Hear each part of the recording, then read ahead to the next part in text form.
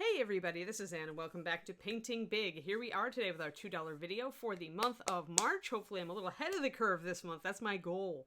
Today we're going to be tackling something that a patron actually approached me about, which is she was getting feedback and people kept saying she had to push her highlights and her shadows, you know, higher highlights, darker shadows. You hear that all the time, right?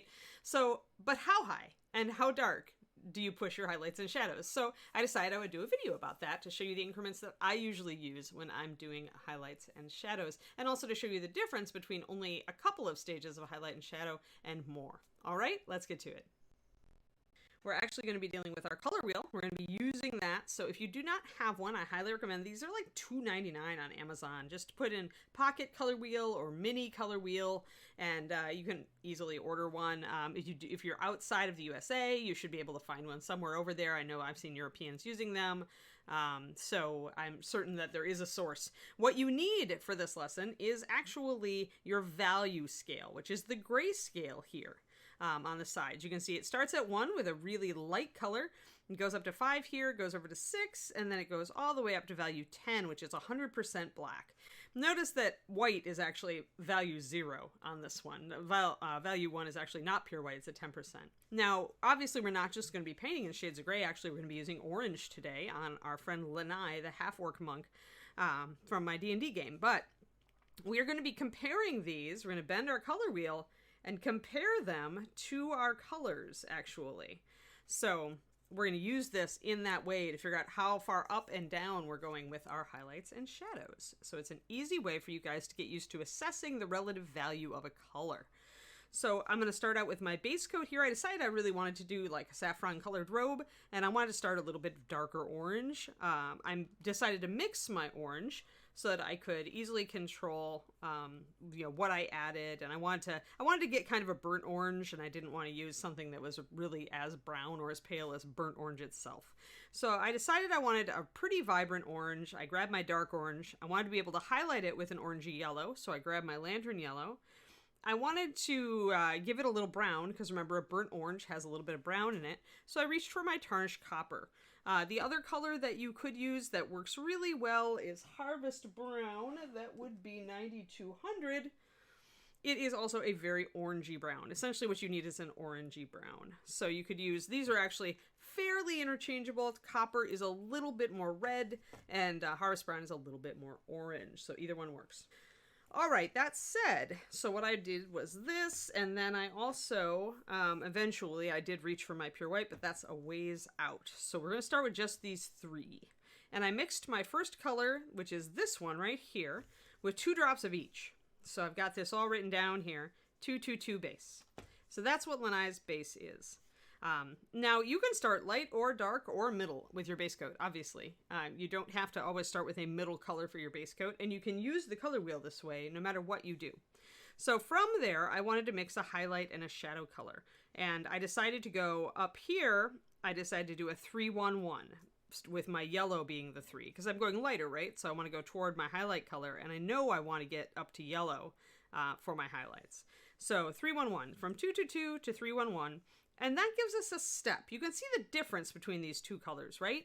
But how different are they really? And are they different enough? So let's hold up our value scale and look at them.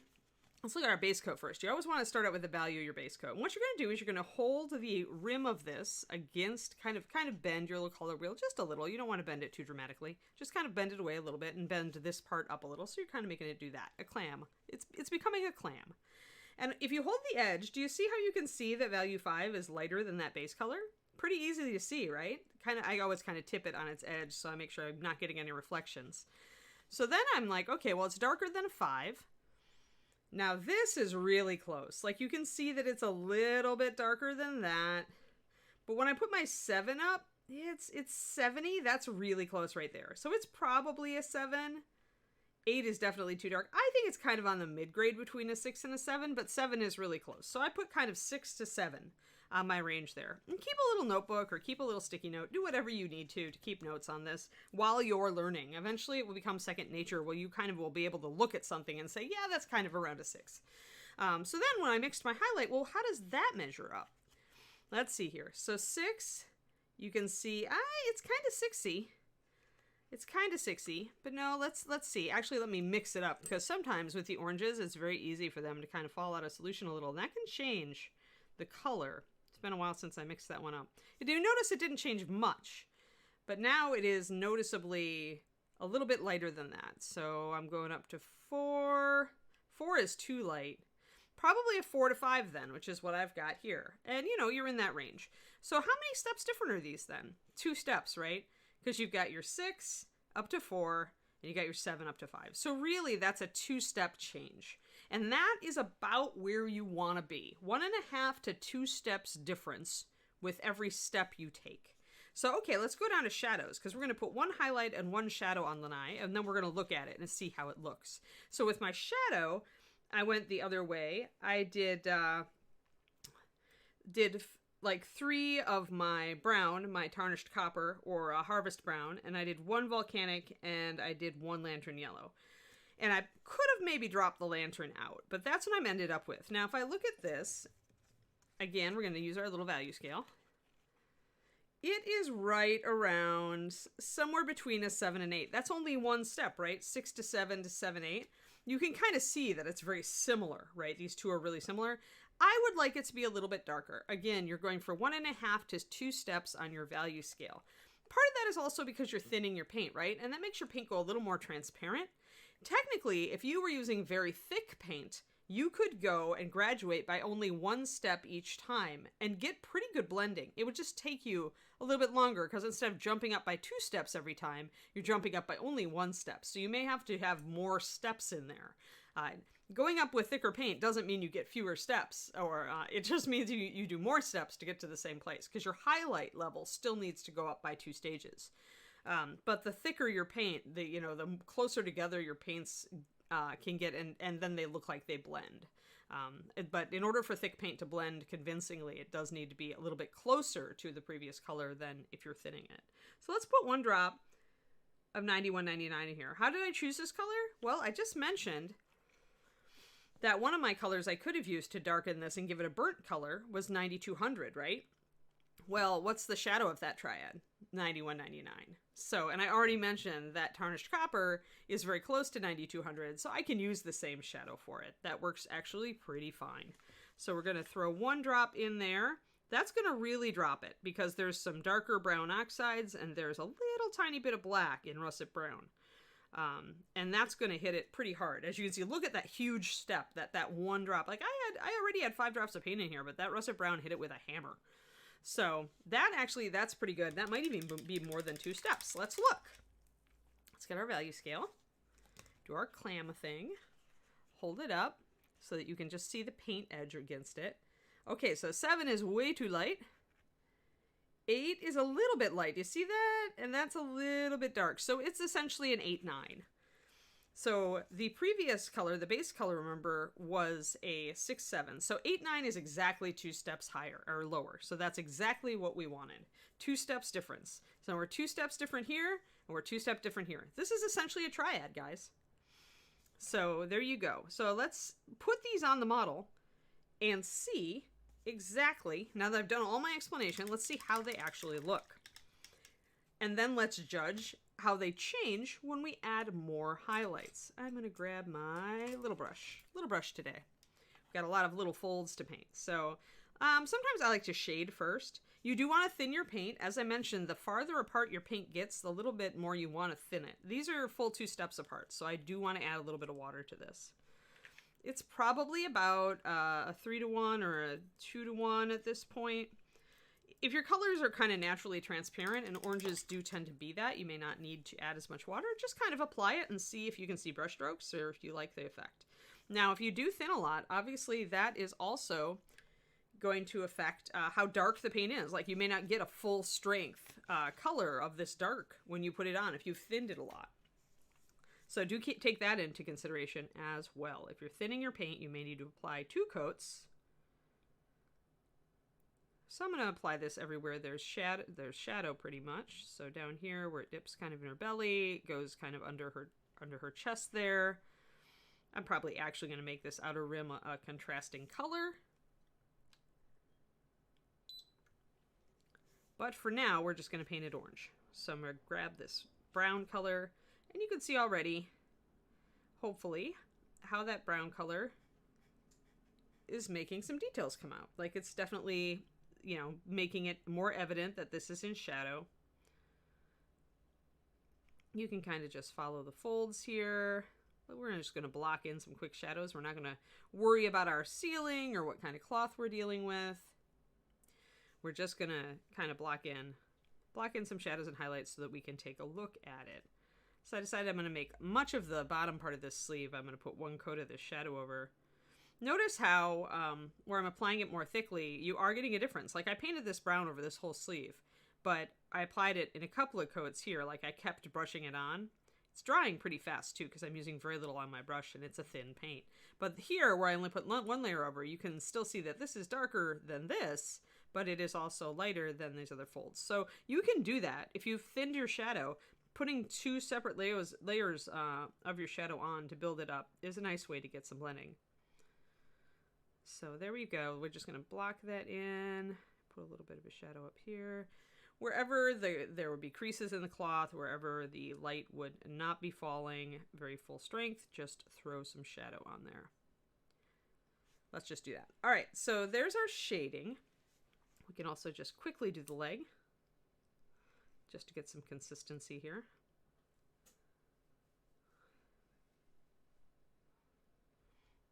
So essentially I'm doing two layers, but two layers of the same color, just because since I've thinned it, I'm not going to get that color full strength with my first layer. So my first layer is more like, since we started with a 4 to 5, I then probably go down to a 5 to 6 with my first layer of shadow. And then my final layer of shadow is really building it up to the color that you see in the palette. And I tend to shade around where areas meet each other if you're not going to do lining. So there, she comes into a lot more dimension now, right? She's got a lot more dimensionality. You can see the little folds and details on her cloth. She looks okay. She could look better though. So let's put on a highlight. All right, remember this is our 3 drops of Lantern Yellow, 1 drop of Volcanic Orange, and 1 drop of Tarnished Copper. It's our highlight. Since it has yellow in it, I did thin it a bit. As you go lighter, you always have to add a little bit more water to get it to blend nicely. So we'll see if this is a good enough consistency for it. It might be a little bit too light. Yeah, it's not. It is pretty lightweight. I probably would have to build up. I've thinned it maybe just a little bit too much. So what I'm going to do is I'm going to create a new well and strengthen it. Or I can just put another 3 drops of this in. 1, 2, 3. Again, 1 drop of Volcanic Orange and 1 drop of Copper. And that is going to get us a double strength, essentially. Sometimes this happens when a paint is naturally transparent. You don't have to thin it as much. And Lantern Yellow doesn't have much white in it, just a touch. So there we go. That's better. Much stronger now. Although it did look like it shifted a little bit too. So we'll see. Now it looks a lot more like my Lantern Yellow here. I may have used slightly bigger drops. We'll see. But anyway, we'll just do a quick test, actually. Has it shifted? I need a 4 to 5. Yeah, it's more solidly in 4 territory right now. So it did shift just a tad lighter. But that's all right. We'll work with it. I need this to layer up. See, now it layers up very quickly. Here, let me get close so you guys can see this. So now I can definitely see brush strokes. See that brush stroke? You can definitely, it's not blending very well, right? So, you know, the sweet spot might be kind of somewhere between those two. Like I doubled my thickness. I probably didn't need to do that much. I might have been better following my initial gut instinct, which was to build a brand new puddle and just transfer over like a brush full of the thicker paint. But that's all right. We're fine. So notice when I do this, I leave a little bit of my base coat. Like my highlight is up here. There is a space of base coat, then there is shadow. You always look at it like you're doing hills on a topographical map is the way that we always put it, and it really is the best way to describe it.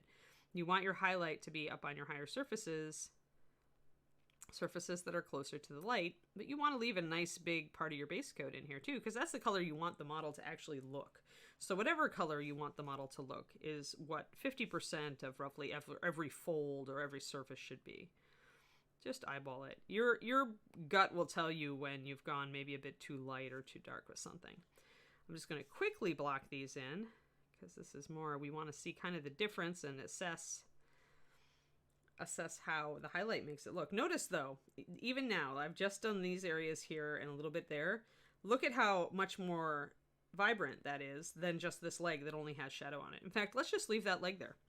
Let's just do that. Actually, I'll highlight the leg and then we're going to bring everything else up a step. How about that? That would be good. So again, I want to leave a little bit of my base coat there, but you can see how much just one level of highlighting, does. And that is where a lot of new painters would stop. Like they would say, hey, that looks pretty darn good. I didn't know I could even do that well. Fantastic. I think I'm going to stop.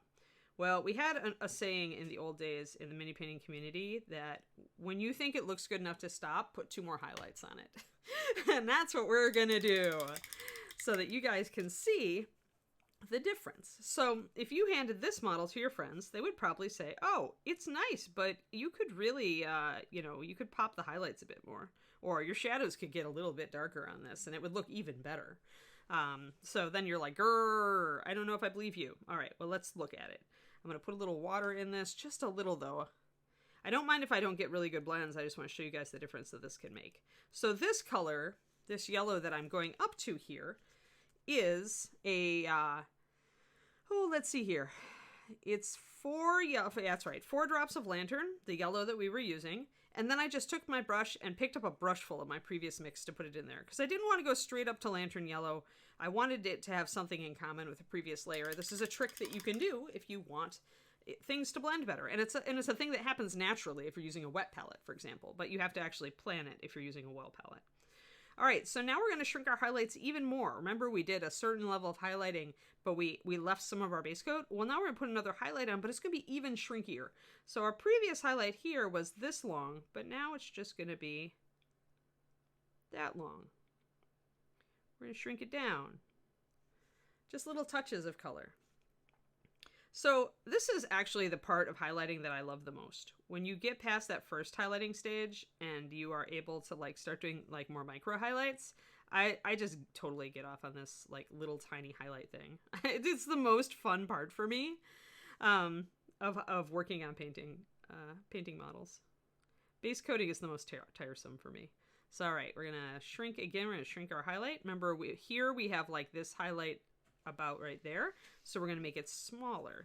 And remember your brush stroke too. I mean, always look over at my thinning MSP paints video on Reaper's YouTube, or any number of things I've done here about it. But essentially you want your highlight to go down to half of what it was previously. And you can carry it up more onto this upper level. But in general, if your previous highlight was this long, then you need to shrink it. Just put a little bit. Sometimes it's just a little dab. See that? And if you feel like maybe this yellow is really transparent and you didn't get as much effect as you wanted, come back in, do another layer of it. It's probably going to build up even brighter. Putting a lot up on her shoulder because her shoulder would get a lot of light. So now look at the difference here. See how this comes out a lot more. Now this is the stuff that looks dull, right? Because we've got more highlights, more interesting and bright highlights up here.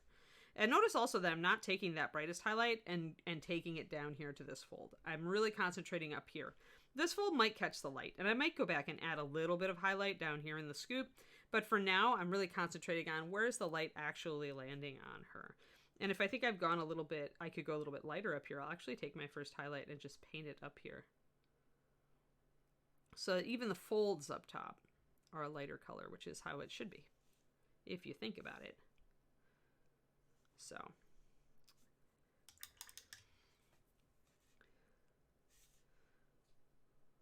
and that's more advanced stuff probably that we should cover in a different video, is how to change your highlighting as you approach the top of surfaces. Your highlighting and shading should change. But here we go. Let's grab our Lantern Yellow with a brush full of our previous mix and apply it. I highlighted most of the top of the thigh before, so now we're going to really concentrate on the real top of the thigh. And a little bit on this side here. But I'm not going to take it as far down. I'm going to keep it on the top. See it? There it is. So, and I would use a different brush stroke if I was really trying to get this to blend. But again, we're trying to go a little bit fast. I do want to pick out some of these nice folds. These are nice details that you can pick out. Those little tiny folds there. So be aware It's okay sometimes to go against the grain if you're like, well, I don't know if that would be picking up that much light, but it looks cool, so I'm going to go for it. And that's perfectly fair in miniature painting. Do not always have to reach for realism. Like, I like realism, and I still, like, you know, thwart my realistic tendencies on a regular basis. I'm going to actually bring our previous highlight and kind of make sure I get that. Depending on how far that sticks out.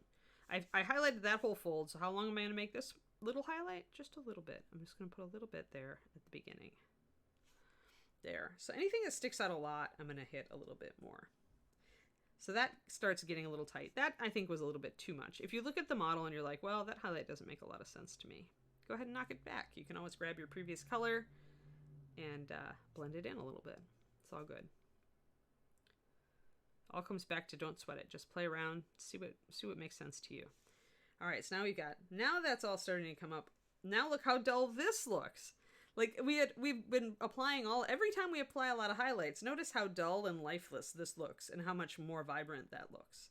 So this is, yeah, the answer. Like, you could think something looks perfectly well, perfectly good.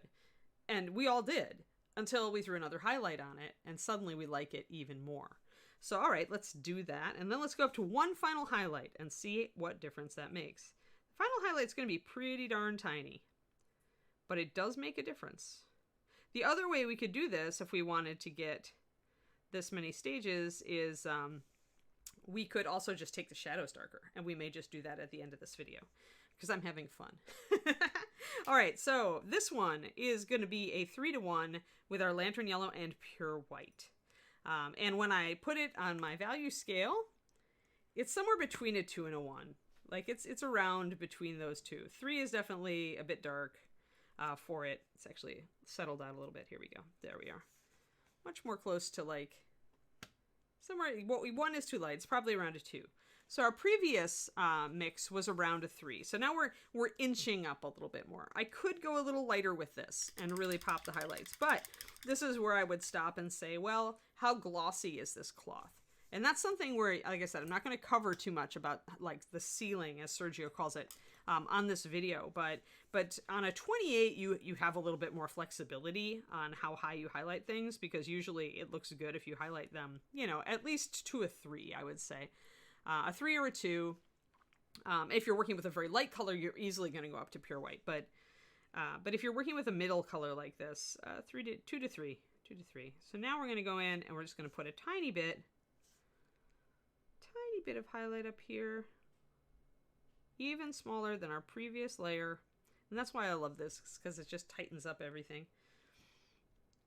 And very, very slight highlight up here. I want the top of the shoulder to be pretty light though, so I'm going to go up here. Remember, if you go a little too light, it's not a big deal. You can always, like, put a little bit of your base coat or your previous highlight over it to blend it in. Now, as we added Pure White, this needs to go a lot more thin if I'm going to have it blend, but I'm more concerned with you guys being able to see it at this point. So we're going to just stick with this. Not worried about blending, more interested in showing you the value that I'm going for. So up here, up there, up there. If you go a little down too far, then that's fine. Like, again, you can blend it in.